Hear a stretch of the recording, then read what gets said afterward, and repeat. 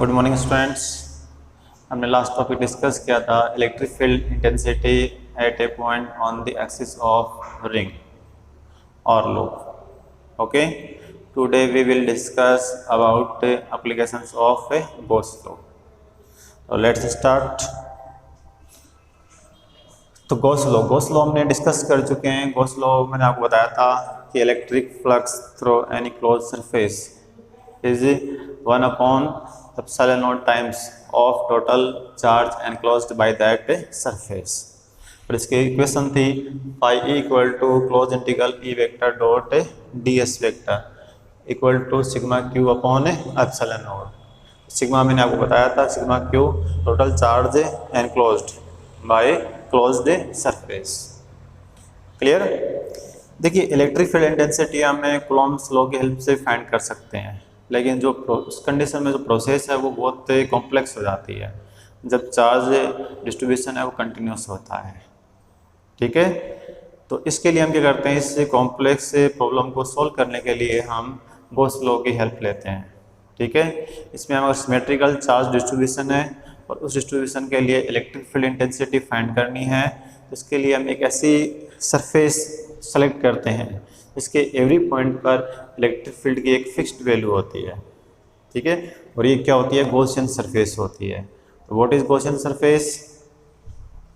A symmetrical closed surface, A symmetrical closed surface containing the charge distribution at every point of which electric field has fixed value. मतलब कोई surface होगी जो कोई charge distribution है उसको enclosed करेगी और उस सरफेस पर इलेक्ट्रिक फील्ड की जो वैल्यू है वो सिंगल वैल्यू होती है और वो भी कांस्टेंट होती है। ठीक है, तो आप अगर सिमेट्रिकल चार्ज डिस्ट्रीब्यूशन है तो उसके लिए गॉसियन सरफेस हम सेलेक्ट करते हैं। तो उस सरफेस के लिए क्या होना चाहिए, magnitude of electric field intensity remains constant. ठीक है, तो सरफेस के एवरी पॉइंट पर इलेक्ट्रिक फील्ड की जो मैग्नीट्यूड है वो रहना चाहिए, कांस्टेंट रहना चाहिए। Second, the direction of ds vector, direction of ds vector is parallel और perpendicular to electric field at the selected parts of the surface. जो भी सरफेस है उसका वो पार्ट आपने सेलेक्ट किया है, उस पार्ट के एवरी पॉइंट पर ई वेक्टर और ds वेक्टर या तो पैरेलल होने चाहिए, इनके बिटवीन एंगल है वो थीटा या तो 0 डिग्री और या इसमें थीटा होना चाहिए 90 डिग्री। ठीक है, क्लियर हो गया? मतलब जैसे आप देखो, अगर अपने पास से ये वायर है तो इस वायर के लिए जो गॉसियन सरफेस होगी वो एक सिलेंड्रिकल सरफेस होगी। ठीक है, जैसे अपने पास से एक स्फीयर है तो स्फीयर के लिए गॉसियन सरफेस होगी वो सिमेट्री को ध्यान में रखेंगे तो गॉसियन सरफेस होगी वो स्फेरिकल ही होगी। अगर अपने पास सीट है और उस सीट पर चार्ज डिस्ट्रीब्यूशन है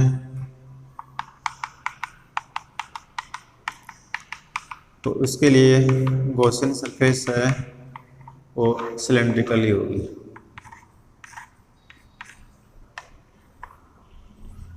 ठीक है, तो सिमेट्री को ध्यान में रखकर हमें गॉसियन सरफेस का सिलेक्शन करना है। आगे देखिए बच्चों, अब हम गॉस लॉ की फर्स्ट एप्लीकेशन डिस्कस करते हैं। फर्स्ट एप्लीकेशन है इसकी electric field intensity due to infinitely long straight wire, और इसको लीनियर चार्ज भी बोल सकते हैं अपने। ठीक है, तो अपने पास वायर है वो यूनिफॉर्मली वो चार्ज है। Clear? Electric field intensity due to infinitely long straight uniformly charged wire और लीनियर चार्ज। ओके, तो अपने पास ये वायर है और जो डायग्राम में आपको दिखाया गया है जो इनफाइनाइटली लॉन्ग है, इस वायर से परपेंडिकुलर डिस्टेंस r पर कोई पॉइंट P है जहाँ हमें इलेक्ट्रिक फील्ड इंटेंसिटी फाइंड करनी है। ठीक है, इसके लिए क्या करेंगे, इसके सेंटर O से हम 2 एलिमेंट हमने लिए हैं, A1 और A2। A1 के कारण जो इलेक्ट्रिक फील्ड होगा वो इस पॉइंट को मिलाने वाली लाइन के अलोंग होगा और उसकी डायरेक्शन होगी वो डी ई वेक्टर। ओके, इसको हम जैसे मैं लिख दूँ यहाँ क्यू लिख दूँ तो पी क्यू डायरेक्शन में। क्लियर। ऐसे ही हम दूसरा एलिमेंट यहाँ ले लेंगे A2 के कारण इलेक्ट्रिक फील्ड हो जाएगा वो पी क्यू डैश डायरेक्शन में। क्लियर। अब आप देख रहे हो इसमें ये इन इलेक्ट्रिक फील्ड को अगर हम कंपोनेंट्स में क्या करें, डिवाइड करें, ये एंगल मान लीजिए अल्फा अल्फा अल्फा, ये अल्फा तो ये भी अल्फा होगा, ये अल्फा तो ये भी अल्फा। तो यहाँ इसके कंपोनेंट्स होंगे वो हो जाएंगे DE2 cos alpha, DE1 cos alpha, इधर DE1 साइन अल्फा, इधर DE2 साइन अल्फा। तो जो परपेंडिकुलर जो कंपोनेंट्स हैं वो क्या है, मैग्नीट्यूड में सेम, डायरेक्शन में अपोजिट है, तो ये क्या हो जाएंगे, कैंसिल आउट हो जाएंगे। और जो इसके लाइन के ओपी लाइन के अलोंग हैं वो इसमें ऐड हो जाएंगे। ठीक है। तो अगर हम इस वायर को ऐसे पेयर एलिमेंट्स में अगर इसको डिवाइड कर लें तो एवरी पेयर के कारण जो इलेक्ट्रिक फील्ड होगा वो ओपी वेक्टर के अलोंग होगा। ठीक है। अगर पॉजिटिवली चार्ज है तो क्या होगा, डायरेक्टली रेडियली आउटवर्ड्स, और नेगेटिवली चार्ज होगा तो रेडियली इनवर्ड्स। ठीक है। और लेम्डा इसकी charge density, linear charge density है वो लेम्डा है। क्लियर। एक बार फिर देख लीजिए अपने पास से, अपने डायग्राम में एक यूनिफॉर्मली चार्ज्ड वायर दिखाया गया है जिसकी लेंथ है वो इनफाइनाइट है और इसकी लीनियर चार्ज डेंसिटी है वो लेम्डा है।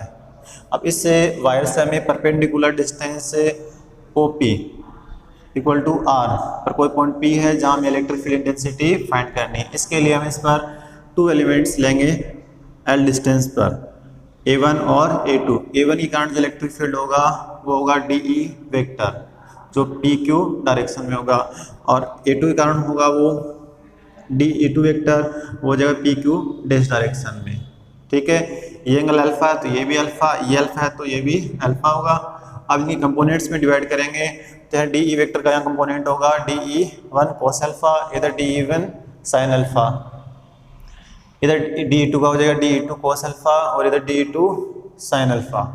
अब ये साइन कंपोनेंट है वो मैग्नीट्यूड में सेम है और डायरेक्शन में अपोजिट है तो कैंसिल आउट हो जाएंगे, और ये जो कंपोज कंपोनेंट है वो सेम डायरेक्शन में होने के कारण ऐड हो जाएंगे। अगर इस कंप्लीट वायर को, एंटायर वायर को अगर हम इस टाइप के पेयर एलिमेंट्स में अगर डिवाइड कर लें, जैसे कि एलिमेंट यहाँ ले लिया, एक यहाँ ले लिया, तो इन एलिमेंट्स के कारण जो इलेक्ट्रिक फील्ड होगा वो इस वायर के परपेंडिकुलर होगा।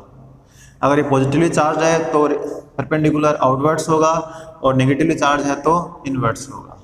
ठीक है। अगर लेम्डा है पॉजिटिव है तो आउटवर्ड्स हो जाएगी डायरेक्शन, और लेम्डा है वो लेस देन 0 मीन नेगेटिव है तो रेडियली मतलब इससे वायर के परपेंडिकुलर और कहाँ हो जाएगी, इनवर्ड्स। पॉजिटिव होगा तो आउटवर्ड्स और नेगेटिव होगा तो इनवर्ड्स। क्लियर। तो ये तो हो गई इसकी डायरेक्शन। अब हम इसका फाइंड करेंगे मैग्नीट्यूड। स्टॉप करना इसको भी।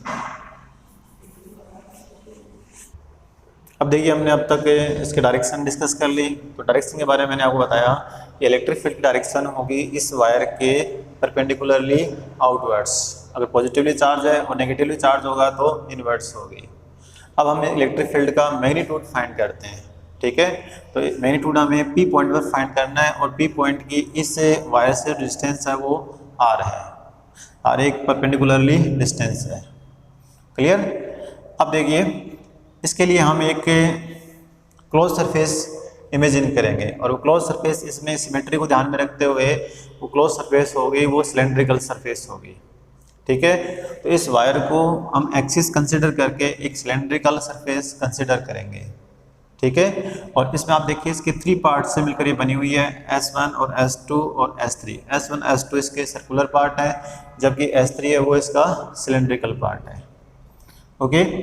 इलेक्ट्रिक फील्ड है वो वायर के परपेंडिकुलर है और आप इसमें देख रहे हो कि S1 के लिए अगर हमने इसका एलिमेंट अगर एरिया लें तो एरिया की डायरेक्शन होगी वो परपेंडिकुलर, तो E वेक्टर और DS वेक्टर के बिटवीन एंगल होगा थीटा 90।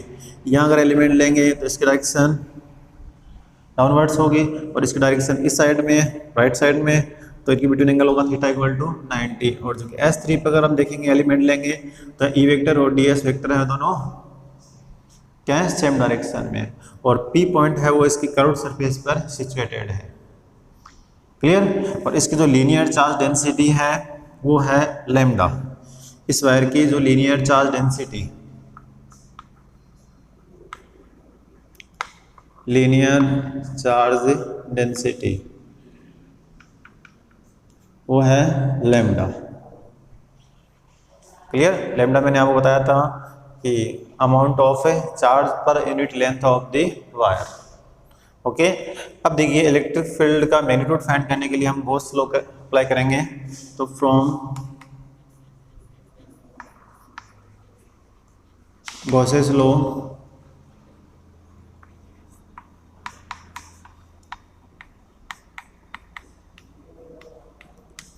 ई वेक्टर डॉट ds वेक्टर का क्लोज इंटीग्रल और sigma Q upon epsilon not, equation first. Clear. अभी आपको मैंने बताया कि ये सिलेंड्रिकल जो सरफेस है वो 3 पार्ट्स में डिवाइड की जा सकती है। S1 S2 मैंने आपको बताया था इसके सर्कुलर पार्ट हैं, जबकि S3 है वो इसका कर्व्ड सरफेस है। तो हम इस इक्वेशन को इस टाइप से भी लिख सकते हैं। इसको ओपन करेंगे तो ई vector dot ds S2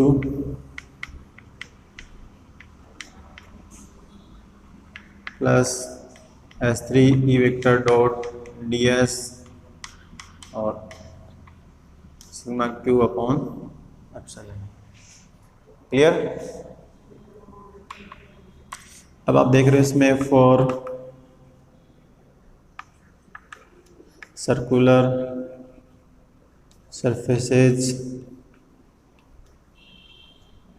S1 and S2, इनके लिए आप देख रहे हो ई वेक्टर और ds वेक्टर परपेंडिकुलर है, तो इस कंडीशन में दैट इज थीटा 90। ओके। और फिर for surface, for curved surface S3 E vector और ds वेक्टर पैरेलल हैं, that is theta equal to 0 degree. Clear. 10 equation second can be written as, तो यहाँ S1 E ds cos 90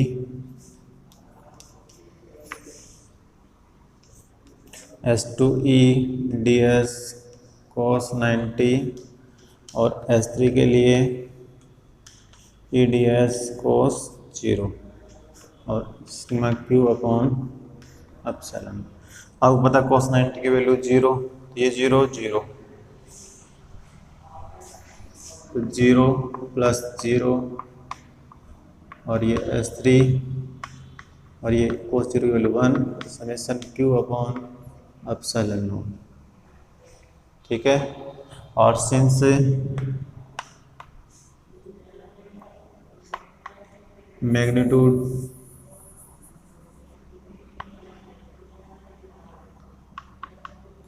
magnitude of E vector remains constant at Gaussian surface,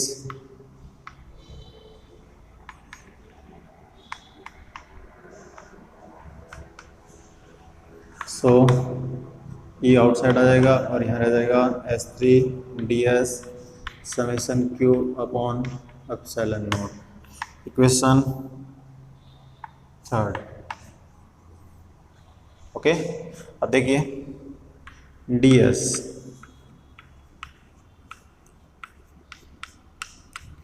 ds से यहाँ पर है ds का यहाँ पर सरफेस इंटीग्रल, मतलब ds का हमने एलिमेंट किस पे लिया था, कर्व्ड सरफेस पे, तो इसका टोटल जो एरिया होगा वो होगा 2 pi R L, 2 pi R L.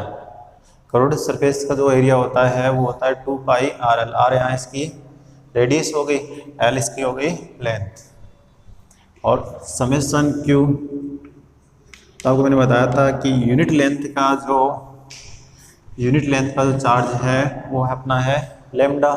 तो इस गॉसियन सरफेस द्वारा एनक्लोज चार्ज है वो कितना होगा, टोटल कितनी लेंथ इसकी कवर होगी वायर की, इसमें एल, यूनिट लेंथ का चार्ज है लेमडा, तो एल लेंथ का चार्ज होगा लेमडा एल, तो यहाँ जाएगा लेमडा एल। ये हो गया charge enclosed bye Gaussian surface.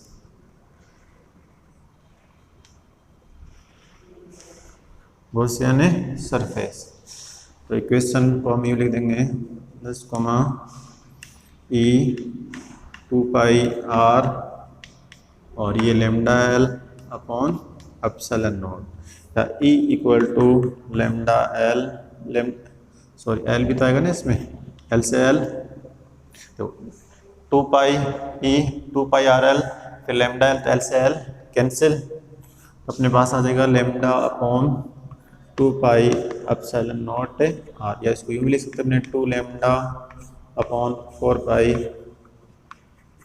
Epsilon naught. ये अपने पास इसका आ गया फाइनल रिजल्ट, क्लियर। और इसको अगर हम वेक्टर फॉर्म में लिखेंगे,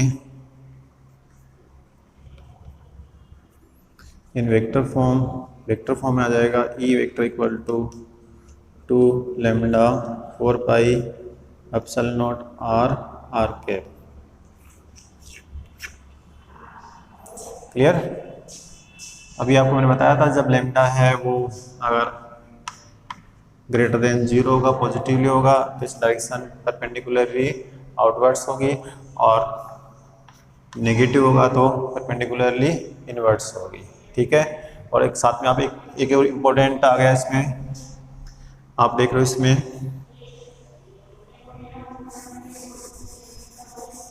एक चीज और देख रहे हो, इस क्वेश्चन ने फोर्स से क्लियर हो रहा है कि ई की जो वैल्यू है वो आर के इनवर्सली प्रोपोर्शनल है।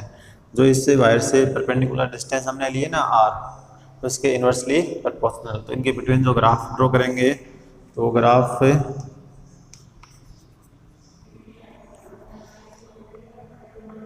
रेक्टेंगुलर हाइपरबोला के फॉर्म में अपने को ऑब्टेन होगा, ठीक है। ई इनवर्सली प्रोपोर्शनल आर, ठीक है। तो डियर स्टूडेंट्स ये फॉर्मूला याद रखना, E equal to lambda upon 2 pi epsilon naught R, या 2 lambda upon 4 pi epsilon naught R. Thank you. अब देखिए हमने electric field due to linear charge find कर लिया। अब हम इस पर बेस्ड न्यूमेरिकल डिस्कस करते हैं। न्यूमेरिकल है an infinite state wire having linear charge density of 2 microcoulomb पर metre. Calculate electric field intensity at a point situated at 20 centimeter of this linear charge in air. Okay, तो अपने को given है lambda linear charge density 2 microcoulomb पर metre.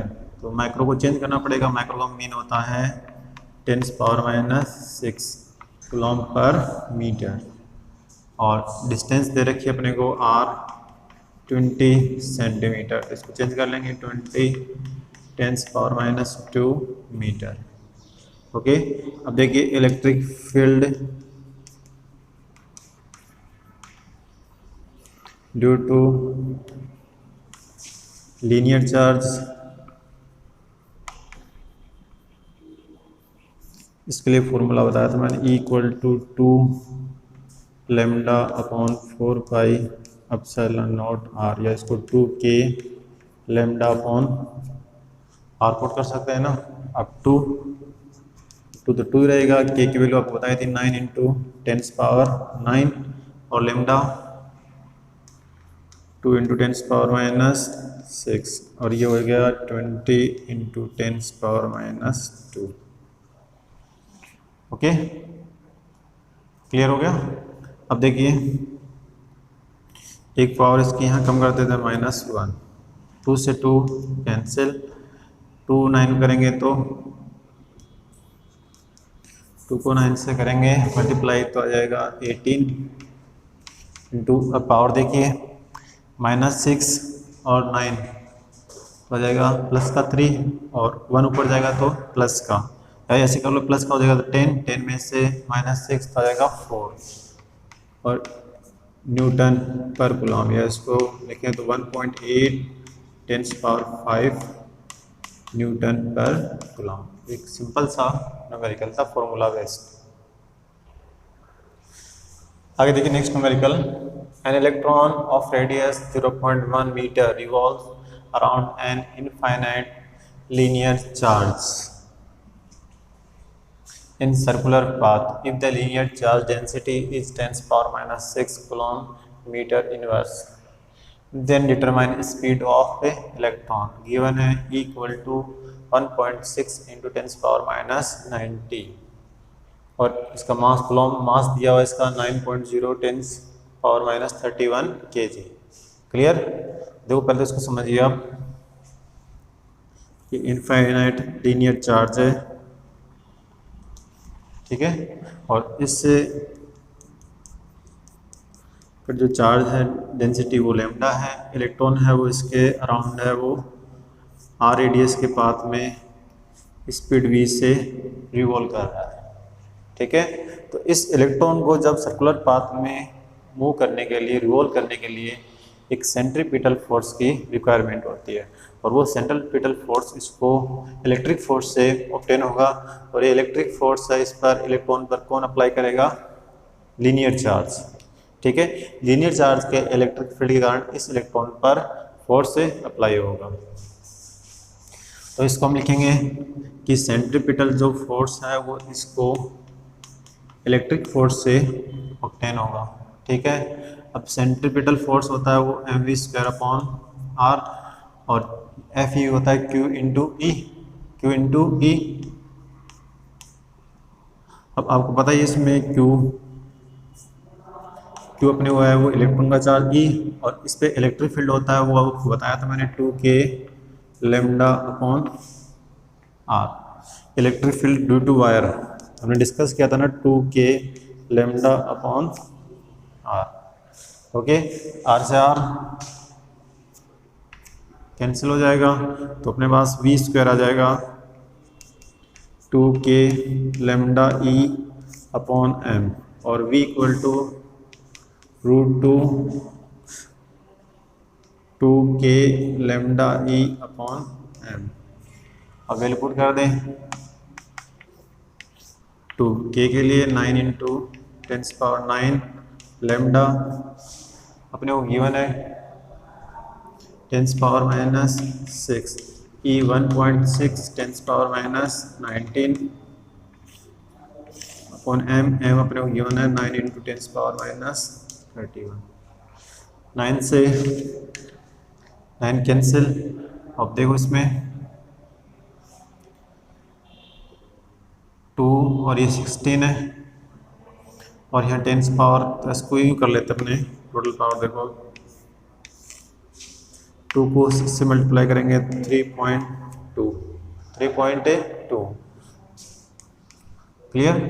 और इसके बाद देखो पावर, अब टोटल पावर करें तो ये 31 ऊपर जाएगी तो 40 और ये देखिए